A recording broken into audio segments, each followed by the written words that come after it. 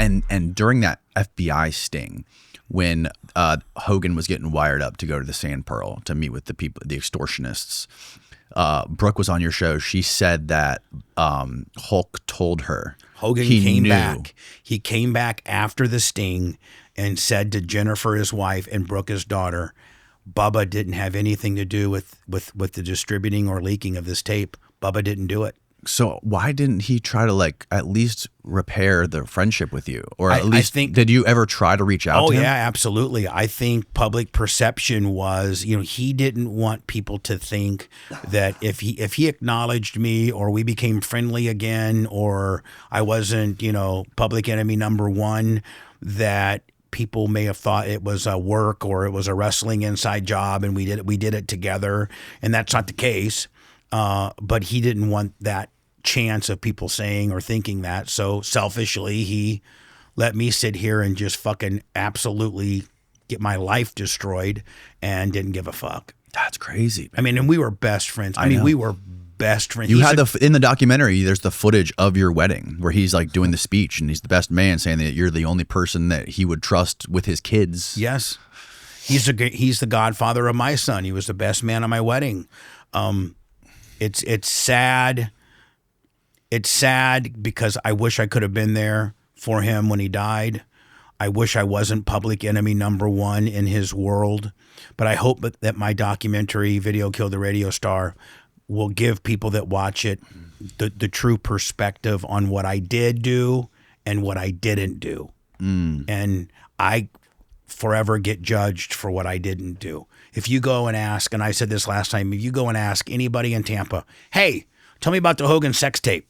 Well, his best friend Bubba taped it, tried to fucking extort him, tried to sell it, and, he's a piece of shit. Well, I did some of that, but not all of it, and I probably am not the piece of shit that you think I am. Yeah, you definitely didn't get anything out of it. No, it ruined my life. I mean, it ruined my life. And Hulk Hogan got a ton of money out of it. $62 million all in. I mean, and listen to this. In his entire career, he never made more than $10 million in one fiscal year. Really? In his career, the most he ever made was between 10 and 12 million in 1 year. So, and this was, what was the peak, do you think, for when him? he was with WCW? What year would that have been? 99, 2000, 2001. Okay. He was probably making about 8 to 10 million. Right. I know that a couple times when we were working out, a couple of his pay-per-view checks would come in and they'd be like 1.2 million. And I'd never seen a check that big before. He'd be like, how many zeros are on there, brother? And I'd be like, I don't know, but a lot. I got the best story ever. Look, I found a check under a candy bar. So listen to this. Best story ever. He used to go in for these back injections called Furset injections. And the only place that he really thought did him well was this place in Beverly Hills. So we were best friends. So we would take the 6 o'clock in the morning Delta direct flight to LA. And we'd land like at 10 in the morning. He would go right to the hotel. He'd go right to the doctor. I'd go scrub in and be with him. And they didn't put him under, but they would put these injections in his back. Okay, these Furset injections, and they basically lasted him about 3 or 4 months, where he had some relief. His back didn't hurt so bad. It was kind of like a lubrication. It was just kind of like putting a Band-Aid on his back problem. He really knew he needed back surgery, but he would do this for a while. So we're sitting in the Delta Crown Room in Tampa one morning. It's like 5:05. The plane loads like in 30 minutes, and he has like $300 cash on him. And he goes, I need some more money. So he gets his wallet out and he finds this beat up ATM card.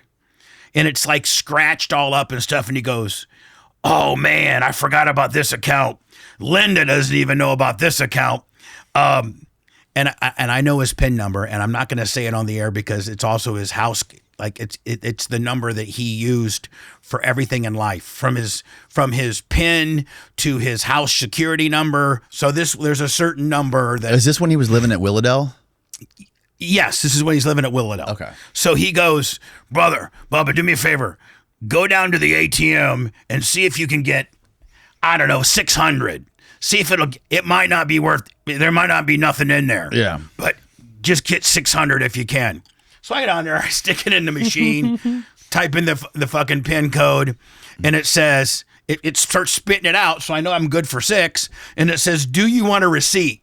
Well, I'm like, well, fuck yeah, I want to know. Yeah, so I hit the fucking Do you want to know the balance? Yeah. That's what it said. So I hit it, and it, so I got it out, and I looked at it, and I was like, so I went over to the sunglass place that sold sunglasses. I said, can I borrow a pen? And they're like, sure. Because I wanted to fucking put the commas.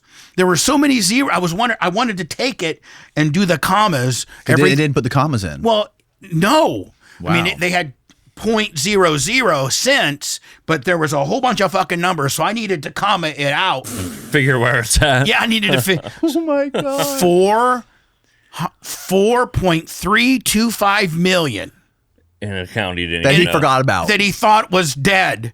And he goes, did you get 6? And I go, oh yeah, I got 6. He goes, great. And I gave it back to him. I go, Terry, do you have any idea how much fucking money's in that account? And he goes, no, brother. 2 G's, 4 G's. I go, no, 4.2 million. He goes, fuck, don't tell Linda about that account. Linda never knew about. He had $4.2 million, and I was just like, "Oh my God!" So he hid that one. He kind of tucked that one behind his Social Security card. And Linda went after him again after the Gawker case. Oh, I think Linda got 40. I think Linda, for all perpetuity, gets like. Now I don't know about death, for as far as his estate. I don't think she gets shit. But I think she made 40%. Of all that. Of everything. No way. Yeah. How? Right. That was so much. Because that happened during the marriage or during the divorce? Because if you've been married in Florida more than 20 years, then this fucking ultra gimmick kicks in where you have to. Now, I think DeSantis changed the law, but before when Hogan obviously got divorced in 2007, it was called like injunctive relief alimony, where you had to provide somewhat the same type of lifestyle. After 20 years, you had to provide for your ex for maintaining that lifestyle forever. Oh my God. Now that's been changed, but when he got divorced, it was, I think he's grandfathered in. I just saw something on like Instagram. I saw something somewhere about this football player, Tyreek Hill. Yeah. Where I just saw it today. It listed He's all got the 11 stuff kids. I know. Yeah. He's got more kids than touchdowns. Yes, he does. Yeah. we said that on the air today. Yeah.